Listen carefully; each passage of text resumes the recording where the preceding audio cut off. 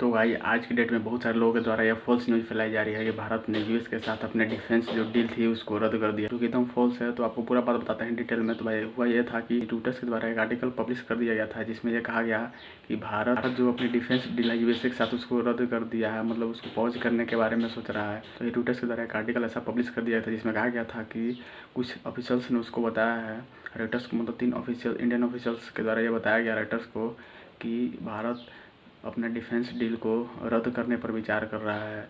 और इसके बाद पूरे मीडिया में छा गया, जबकि इसमें सच्चाई नहीं है। उसके बाद तो इसके कुछ देर बाद ही डिफेंस मिनिस्ट्री के द्वारा इसको फॉल्स एंड फैब्रिकेटेड बता दिया गया, मतलब ये पूरी तरह से झूठ और निराधार है। इसको लेकर के बहुत सारे लोगों ने वीडियो बनाना शुरू कर दिया, लेकिन हम वेट कर रहे थे जेन्युइन सोर्स का। जेन्युइन सोर्स होने के बाद ही हम इस पर वीडियो बनाते हैं।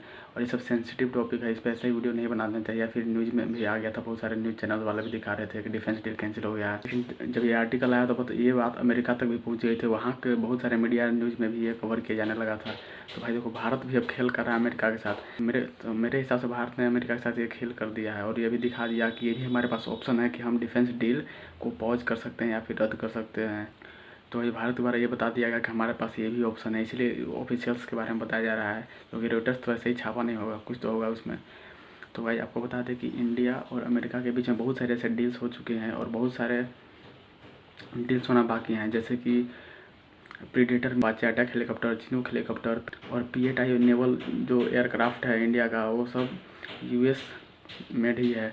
तो अचानक से यू टर्न लेना हमारे लिए, इंडिया के लिए बहुत मुश्किल होगा।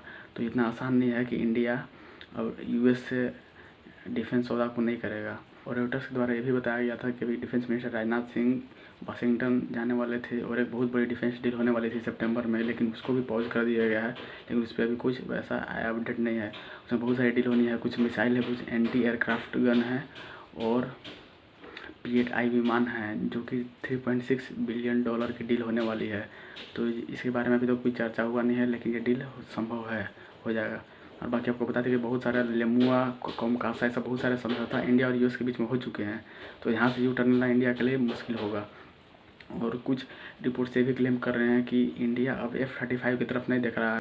इंडिया को भी ये समझ आ गया है कि यूएसए इतना भरोसेमंद पार्टनर नहीं है, तो यूएस से शिफ्ट करना चाह रहा है रसिया की तरफ। और रसिया ने भारत को S-500 का ऑफ़र दिया है।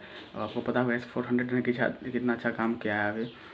तो और सुखोई 57 का भी ऑफ़र है।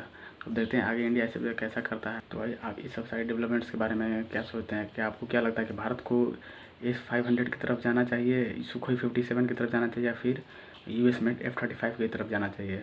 कमेंट करके अपने राय ज़रूर बताएं।